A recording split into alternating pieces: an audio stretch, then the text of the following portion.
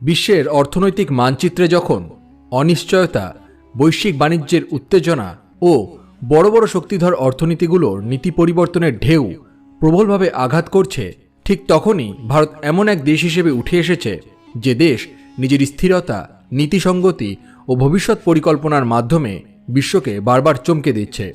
বিশেষ করে মার্কিন যুক্তরাষ্ট্রের সাবেক প্রেসিডেন্ট ডোনাল্ড ট্রাম্পের ট্যারিফ সংশোধন এবং বাণিজ্যিক নীতি পরিবর্তনের প্রভাব যখন অনেক উদীয়মান অর্থনীতিকে কাঁপিয়ে দিয়েছে, তখন ভারতই একমাত্র বৃহৎ অর্থনীতি যার উপর এর খুব সামান্য প্রভাব পড়েছে।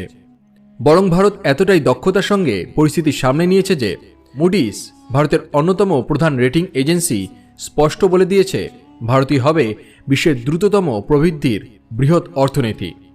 এই ঘোষণা শুধু কোনো সংখ্যা নয় বা পূর্বাভাস নয়, এটি ভারতের অর্থনৈতিক শক্তি, অভিযোজন ক্ষমতা এবং প্রশাসনিক দক্ষতার আন্তর্জাতিক স্বীকৃতি।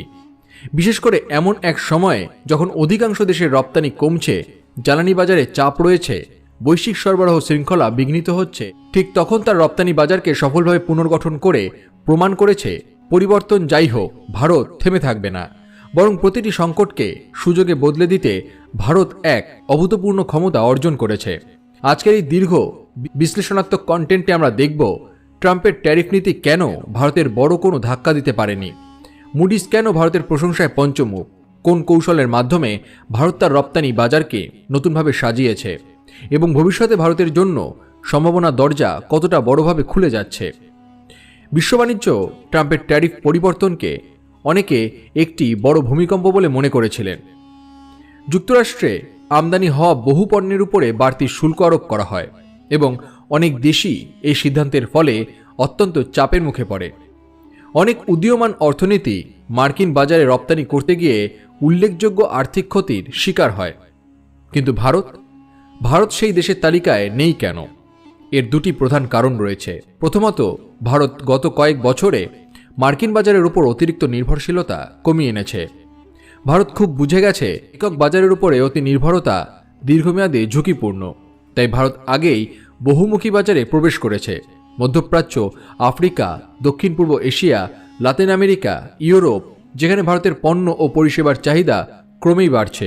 দ্বিতীয়ত, ভারতে তৈরি পণ্যের গুণমান ও প্রতিযোগিতার শক্তি এতটাই বৃদ্ধি পেয়েছে যে অনেক দেশই ভারতের ওপরে তাদের আমদানি নির্ভরতা আরও বাড়িয়েছে। বিশ্ব আজ ভারতের ইলেকট্রনিক্স, ফার্মাসিউটিক্যাল, যন্ত্রপাতি, রাসায়নিক, টেক্সটাইল, অটোমোবাইল ও পরিষেবা খাতকে অত্যন্ত উচ্চমানের হিসেবে বিবেচনা করছে। ফলে মার্কিন ট্যারিফ পরিবর্তন ভারতের অর্থনীতিকে যেভাবে আঘাত করতে পারত তা কার্যত হয়নি। ভারত কখনো একক বাজারের উপরে ভরসা করে থাকে না। ভারত নিজের রপ্তানি নেটওয়ার্ক এমনভাবে তৈরি করেছে যে কোনো এক দেশের নীতি পরিবর্তনে ভারতের রপ্তানি ব্যাহত হয় না। এই কারণে ট্রাম্প ট্যারিফ কার্যত ভারতের জন্য মেজর ইম্প্যাক্ট সৃষ্টি করতে পারেনি। ভারতের অর্থনৈতিক স্থিতিশীলতার পিছনে সরকারের সাহসী ও আধুনিক নীতি ব্যবস্থার অবদান অনস্বীকার্য। কৌশলগত নীতি পরিবর্তন, অবকাঠামো উন্নয়ন, ডিজিটাল রূপান্তর, কর ব্যবস্থা সংস্কার, এসব মিলেই ভারত আজ বিশ্বের দ্রুততম প্রবৃদ্ধির অর্থনীতি।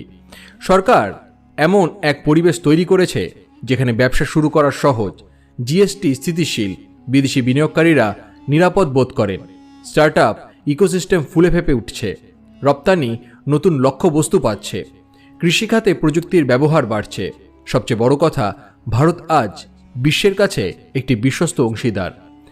ট্রাম্পের ট্যারিফ ভারতকে চাপে ফেলতে পারত, কিন্তু পারেনি, কারণ ভারত আগেই নিজের অর্থনীতিকে পরিবর্তনশীল করে তুলেছে। ভারত এখন আর কোনো এক দেশের উপরে নির্ভর করে না। ভারত নিজের বাজার, নিজের কর্মক্ষমতা ও নিজের উৎপাদন শক্তির উপরে ভর করে দ্রুত বেড়ে চলেছে। মুডিসের মতে ভারত আগামী দশকেও বিশ্বের দ্রুততম প্রবৃদ্ধির দেশ থাকবে এবং এতে কোনো সন্দেহ নেই। বিশ্বের অর্থনৈতিক ভবিষ্যতে ভারতের ভূমিকা আরও গুরুত্বপূর্ণ হতে চলেছে। আপনাদের এই বিষয়ে কি মতামত সেটি অবশ্যই কমেন্ট করে জানাতে ভুলবেন না। ভিডিওটি দেখে ভালো লাগলে অবশ্যই একটি লাইক করবেন এবং সবাইকে শেয়ার করবেন যাতে তারাও ভিডিও দেখে উপকৃত হয়। এবং আপনারা যারা এই চ্যানেলে নতুন তারা অবশ্যই চ্যানেলটি সাবস্ক্রাইব করুন এবং বেল বাটনে প্রেস করুন এরকম অনেক নতুন ভিডিও নোটিফিকেশন পেতে। সবাই ভালো থাকুন এবং সুস্থ থাকুন।